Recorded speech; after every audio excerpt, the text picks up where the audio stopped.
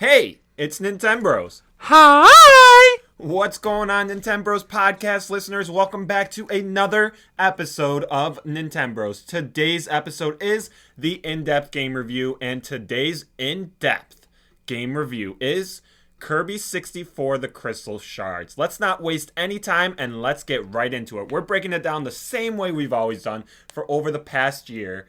And the first things first is our opening thoughts. So, my opening thoughts on Kirby 64 The Crystal Shards. It was developed by HAL Library and was published by Nintendo in 2000 and 2001 for the Nintendo 64. Two separate years because if you were in different countries, you saw the game at separate times. I'm pretty sure Japan and US saw it 2000, and then the PAL region saw it 2001. The PAL regions are, I don't know, but PAL regions. That's what it said. That's one of those things, PAL games and PAL regions, I'm curious about, but I don't look it up because I think it's more fun when it's a mystery. Yeah, same, bro. That's what we said before, I think on long podcasts ago. But anyways, so my opening thoughts, I had played this game when I was younger and somehow managed to beat the final boss. Don't ask me how. But from what I remembered, I thought it would be more open and a little more confusing in a good way. But when I beat it in just 3 hours today, it was super narrow and didn't pack much difficulty at all. This is a cute Kirby game with some other characters, but there's a small story that's pretty confusing, zero dialogue, and you kind of just forget what you're trying to accomplish. Opening shots fired. Yeah, I mean, opening thoughts is opening thoughts, and that's my opening thoughts. Wow. So I also have that it is just a 2.5D platformer, meaning it's in 3D, but it's not true 3D because you really don't have to use the joystick. You use the analog stick because there is only four directions you can go. Yeah, let's talk about that later. Yeah, so it is a 2.5D platformer, and it is very similar to its previous games in the Kirby lineage. The traditional predecessor, because there were some spin-offs like Tilt and Tumble and Kirby Pinball. So the traditional predecessor is Kirby Dream Land 3, and the traditional successor is Kirby Nightmare in Dreamland. So that completes my opening thoughts. Yeah. Now let's talk about the story and the progression. Now this is a little foggy because the narration in this is next to nothing. I don't think there was any text, any words, nothing. Yeah, you just watched a video. Basically for the story. So what did you get from the story? Well, I let you do most of the story. I just went around how it progresses instead of the story. But progression, you have to gather a bunch of shards throughout 6 planets and defeat enemies with the help of Waddle Dee, King Dedede, and some artist dude along the way. That's what you gotta do. That's what happens. Yeah. Get to it. That's what Kirby 64 is all about. Yeah. So that is basically what you will grasp if you don't look up what the story is, because that's what I grasped playing through the story. Yeah, I mean, I was looking at the videos and stuff. I just saw hey, we got a shard. Hey, it leads here. And yeah. Yeah, so when you look up what the story is, it actually is a little more complex. So the villain Dark Matter invades Ripple Star, which is a nearby planet from Kirby's Pop Star. Dark matter shatters the crystal shard into many pieces and spreads it across the whole galaxy. The whole galaxy includes 6 different planets. Kirby's Galaxy style. Yeah. So luckily, a fairy named Ribbon, who lives on Ripple Star, was able to flee and is able to secure one piece of the crystal shard and find its way to Kirby to ask for help. Kirby, being the hero that he is, because he's a homie. Great guy. Kirby agrees to help, and Kirby must make his way through the planets to collect as many crystal shards and eventually take down Dark Matter to free Ripple Star or make it better. I don't know. That's the basic gist of it. There really wasn't much we could take away from the story, and this is a great opportunity to just take as many shots as possible at the story because it's non-existent, and I'm salty. Yeah, me too. I knew there was that fairy person, but besides that, I didn't even know where she came from. Mm-hmm. Maybe I missed something at the beginning, but I don't remember the beginning. Yeah, and I think it's really important, and it's something that you probably did without even thinking. You said and some artists along the way. It's important to note that we don't even aren't given the names of the characters. Of course, you know Kirby because he's just the main character. Oh yeah. But if this was your first Kirby game and you had no prior experience of who Waddle Dee is or who King Dedede is, you won't even know who those guys are. Let alone we had no idea who the artist dude is. Yeah, I'm sure he has a name on the wiki or something, or maybe he even doesn't, but He just like drew like a few power-ups for me like 2 times or something and tried to kill me once, and that was it. That's the story and the progression of the game. Honestly, we don't have a lot of great things to say about it, but it is a Kirby game, and Kirby games tend to have a light story, so we can't knock it too much because it's kind of like tradition for it. It also was on the Nintendo 64, so, you know, Nintendo 64 games, compared to what we have now. For what it's worth, it doesn't kill the game, it just doesn't help it at all. Yeah, at all. Let's move on. Who are the important characters in this game? We can take turns, rattle them off. Who's the first one you got? All right, well, of course, I got Kirby, the protagonist, and obviously a lovable pink puffball. He's still super cute and can float around and have the dual abilities, I think, which is super cool, but I honestly never found the dual abilities super useful. You know, I was trying to experiment with them sometimes, but I more often died than successfully collected too, so maybe that's just me sucking at the game. Whatever. That could just be you. That was one of the few enjoyable parts of the game I thought was experimenting with the dual abilities. Yeah, I didn't really do it much. I was just cruising on through, so. Okay.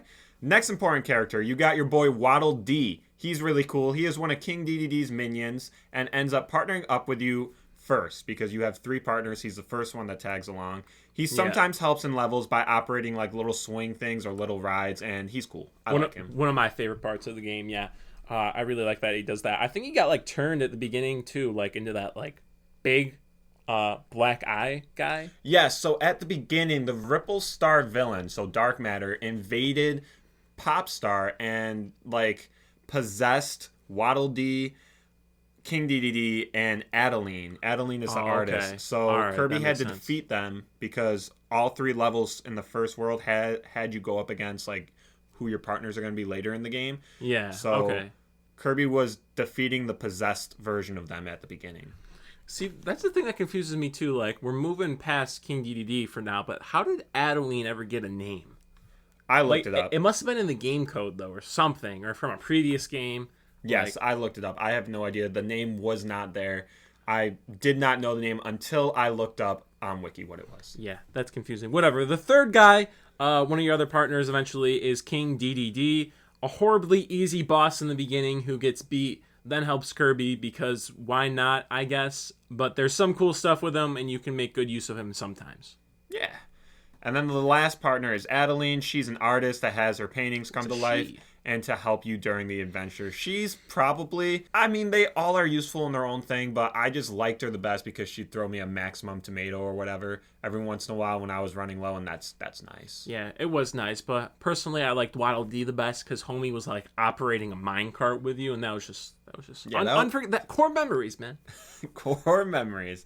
So I have one more. Do you have one more or no? No, that's it. I'm sure I'm missing like the big boss or whatever. Yeah, stuff. Dark Matter. He's the main villain and breaks the Crystal Shard up amongst the galaxy and possesses Kirby's friends in the beginning. So those are your main characters.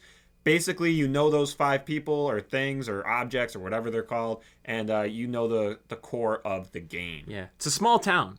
Yeah, so let's move on to our favorite parts and the things that we liked. Things I really liked, even though it got frustrating because it was weird timing. On the 5th planet, there was a bunch of fun and cool courses that were kind of like toy shop themed, or it kind of, well, it felt like it anyways, and it just seemed untraditional and a cool vibe, and, you know, 5th planet was pretty fun.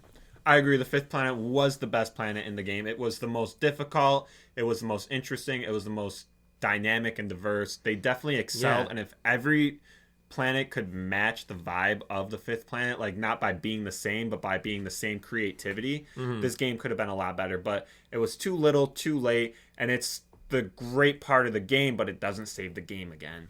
Yeah, for sure.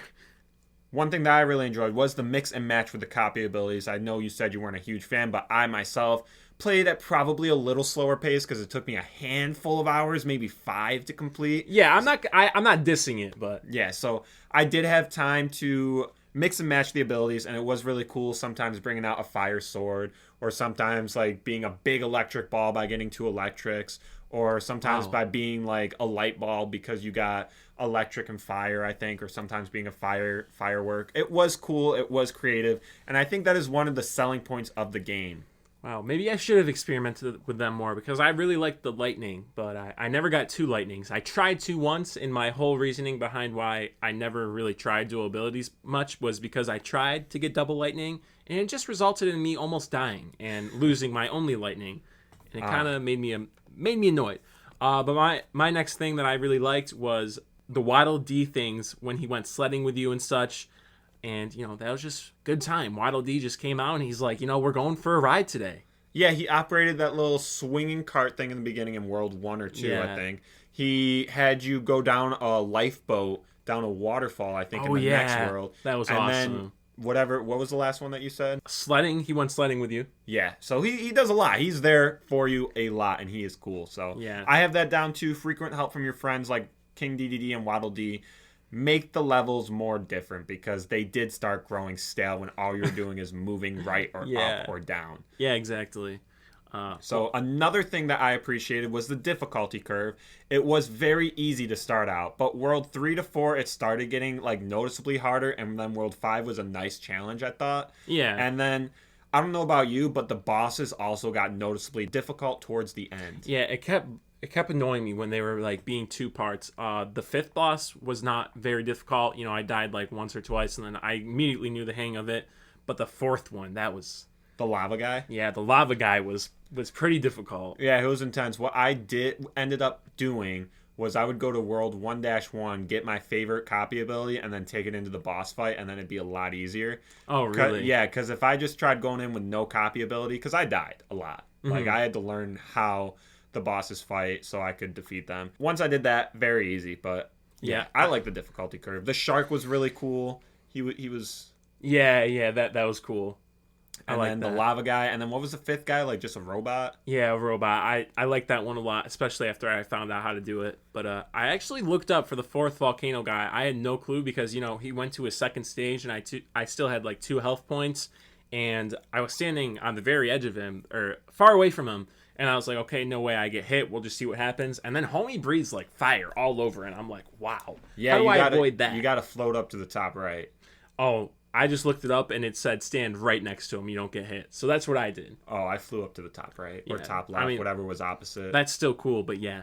But anyways, my last thing that I really liked was, even though the final boss was pretty hard, he was also pretty fun because it was an actual challenge, and you had to learn everything about it and do it correctly, and it was tight timing, and usually we don't get good final bosses, I feel. On a lot of these games that we review, but this was actually a good final boss. You know what's awesome? I actually have that same thing. So Dark Matter, the final boss, was very rewarding for the same reasons that you said. And then one last thing that I have is the mini games. I know this is going to be just shunned upon and it's no real big deal. Why do you like it so much? But it's probably more of a nostalgia pull because there aren't many mini games, and honestly, they're not really that great, but personally I really like the 3 available. So. Oh yeah, I do too. Yeah. So that is our favorite parts and things that we liked about the game. Let's move into the negativity, and boy oh boy, let's hear something, man. What do you have? Let me start with the first most blatant ever. One of the biggest flaws probably I've seen in one of these game reviews, right? What is it? So we were talking about this beforehand, and the Nintendo 64 controller is designated with a D-pad, a joystick, the A and the B, and 4 more up in the top right, I think, but those aren't... C buttons. The C buttons, yeah. They're camera buttons, usually. Those aren't really used much, but, this game came out late in the Nintendo 64's life cycle, like you said, I think, and you could not use the joystick, which would have been perfect for moving Kirby, for I have no clue why. Let me challenge you. It was on confusing. This. Let me challenge you on this. The joystick is supposed to enable 360 movement. You're supposed to be able to move north, south, east, west, northeast, all the directions, 360 movement. Okay. In this game, you move 4 different ways. You move up, down, left, right. So I understand why they used the D-pad versus the joystick. Was it comfortable? I don't. No, it was not comfortable. Do I see the reasoning why?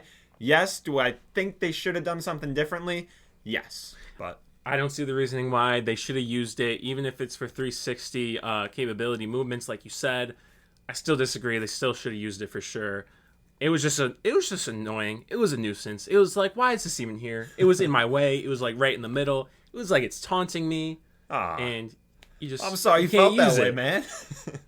All right, one thing that I didn't like, this game got repetitive. Yeah. so quick. It grew stale after like the third world. I was bored after playing just a few levels at a time. For some reason, nothing was grabbing my attention and making me go wow in any of the levels. Yeah, and that's the thing. Sorry to cut you off. That's the thing. Like when we were talking about the story, like they showed us a lot of videos, and though I skipped through some of them, I still watched some of them, and I don't remember anything even after playing it just like 4 hours ago. Yeah. I have no clue what happened in that story. No wow to it. No like, man, this is so cool. Just nothing, no substance. And Yeah. it's annoying. But I think it's important to note that a lot of games can feel repetitive. You take a look at like New Super Mario Bros. It's literally platforming the same way, like 2.5D, 2D. But for some reason, Mario games just feel better. Maybe because there's more creativity and there's just more to do in each level. Like this game, I felt just tried to play it as safe as possible. And in return, it got boring. Yeah, for sure. I couldn't explain the exact reasoning for why Mario feels so much better because you're right, it does. But yeah, I mean, they do. My next thing I didn't like was there were a few parts in the game where the enemies were, maybe this seems like more of like a salty thing, you know, or like, why is this happening? But I remember some part in the fifth world, I was getting hit by so many ice enemies that they were like sprouting out from the ground.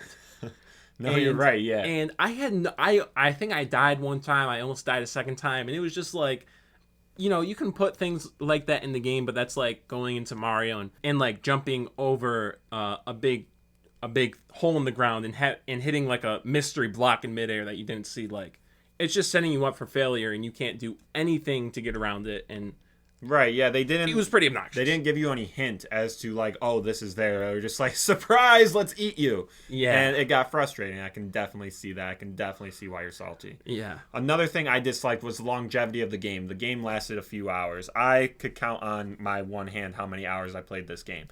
5 hours. Me too. Maybe 3. It was like 4 to 5 hours. The game is short. You're gonna complete it in 1 to 2 days if you really want to plow through it. And the only saving grace to extend the time that you'll spend in there is collecting the Crystal Shards, but that leads into my next negative thing. Collecting Crystal Shards requires you to mix and match abilities from previous levels and carry them over to one little section in the next level to unlock the crystal. I hated that. It's too tedious. It's like, oh, hey, you need the firework ability from 1-2 to unlock the Crystal Shard in 1-4 after you defeat the third section. Like, I'm not trying to do that.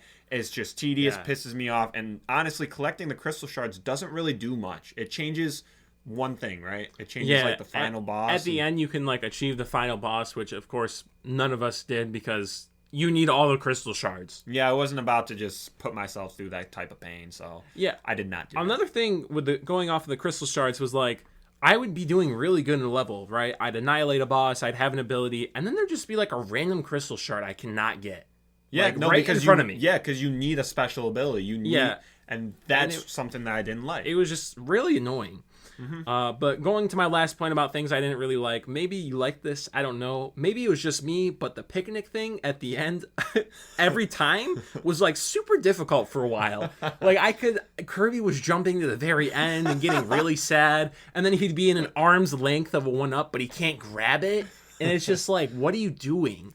And it just, it was pretty annoying. But sometimes it helped.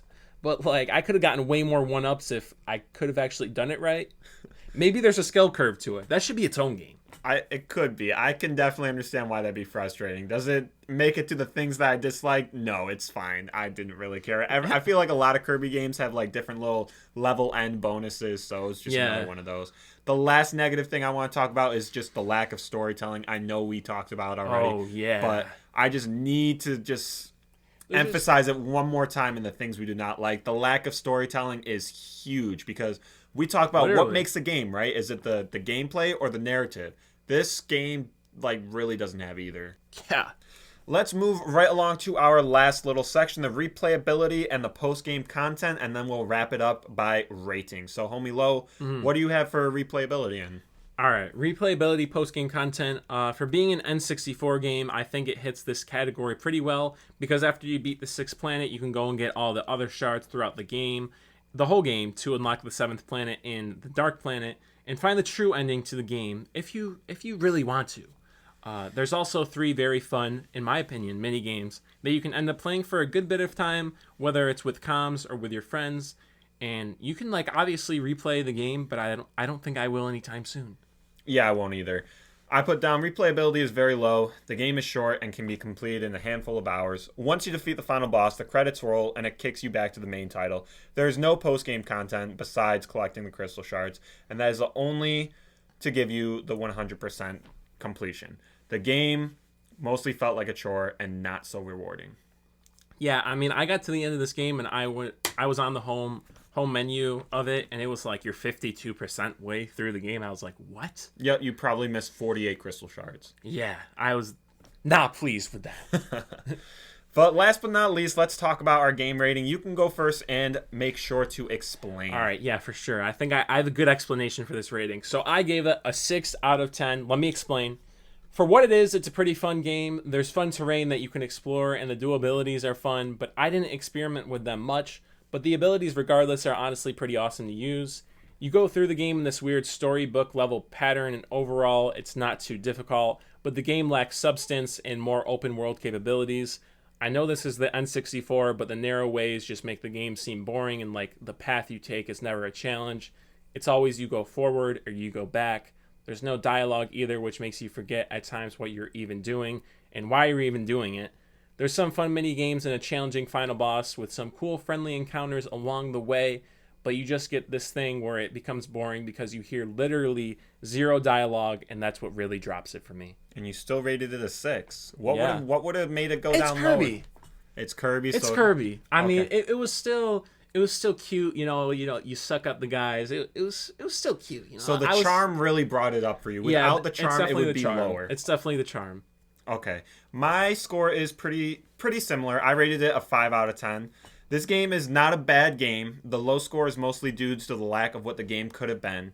In a sense, this is a solid 3-hour game. It is a safe Kirby title. You will enjoy yourself for some time. But in a time where all sorts of other games were breaking out and playing in 3D, Kirby sets you up in a very linear 2.5D world. The levels are repetitive at best, and no one level stuck out. The headache of collecting Crystal Shards makes completionists cringe at the thought of backtracking to different levels to get a certain copy ability. Playing through casually, there was a lack of narration when it came to the story, so I had to speculate for the most part why I was traversing through different worlds.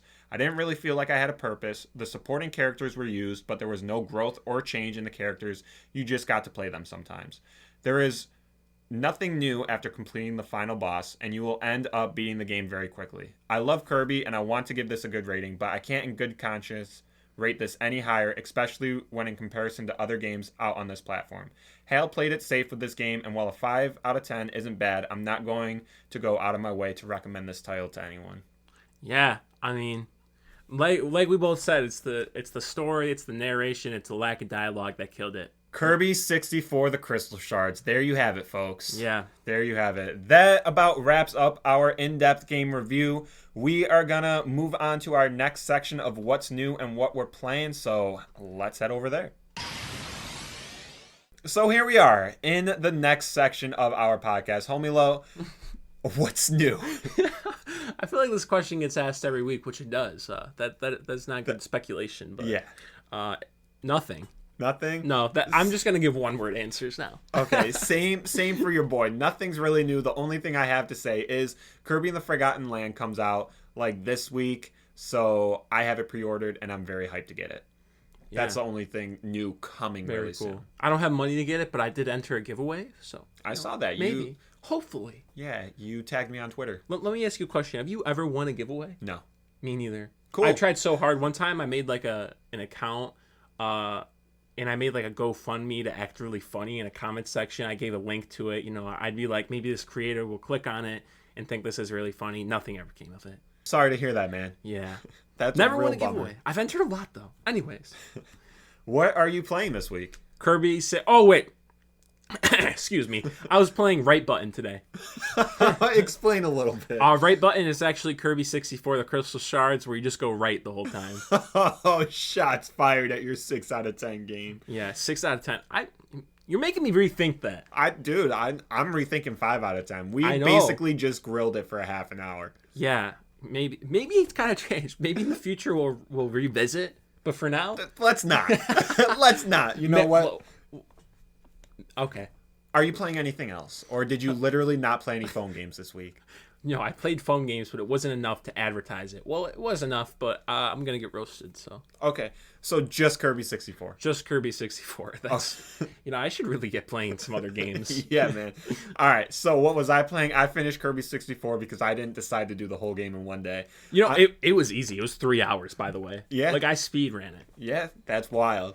I also played Super Mario Maker 2 because, that's me. I love that game. Yeah. I also play Super Mario Bros. U Deluxe and then a very little amount of Pokemon Ruby. I really didn't play it too much. When did you drop off Legends Arceus? Did you play that for a while, or was that like really one short? week? 1 week or 2 weeks, to be honest. 1 week or 2 weeks? Yeah, I just try to schedule my day out doing different things, and Legends of Arceus was always just an extra time sort of thing. And I don't have the luxury of extra time. Like, I feel like I do, but I just use it on other stuff. Yeah. So. All right. I was, just curious because I know that game is loved by many, so.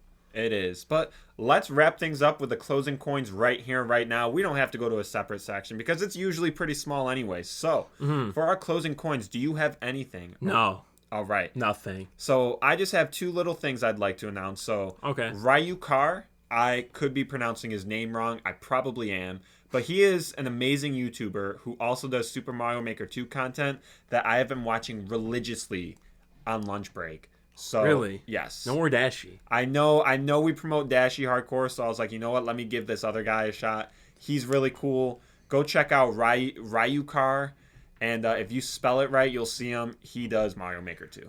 All right, very cool. I just want to put it out there. Been watching a lot of Dashi lately. So really? Funny. I feel like I find other videos that are really funny, and I'm like, that was a good video. And then I go to Dashi, and I just laugh way more. Dashi's a homie. I forget how funny that man is. Yeah. And then my last comment is, if you have any Super Mario Maker 2 levels you want to see played, leave a comment in one of my videos, and I will try it out. I know I say that in all my videos, but I'm also putting it out here too because I have been getting a little more traction, and I just want people to know where to leave it. Yeah, for sure. And your streams? Yep. Those are fun. Streaming tonight, which is technically last night when you hear this video or this podcast, so it'll be done and over with. But how about you take us home? Let's wrap it up. All right, guys. Well, Nintenbros number 59, I think. Almost 60 now. Kirby 64, the Crystal Shards review. We hope you did all enjoy. If you want more content from the podcast side of things, make sure to check out Nintenbros 6 on Twitter, Nintenbros 93 on the Instagram. And for more of my personal stuff, you're listening to Alex or Lo. You can check me out on Onaship on all my socials, TikTok, Instagram, Twitter, YouTube, all that stuff. I haven't uploaded on YouTube recently, but I am going to very soon.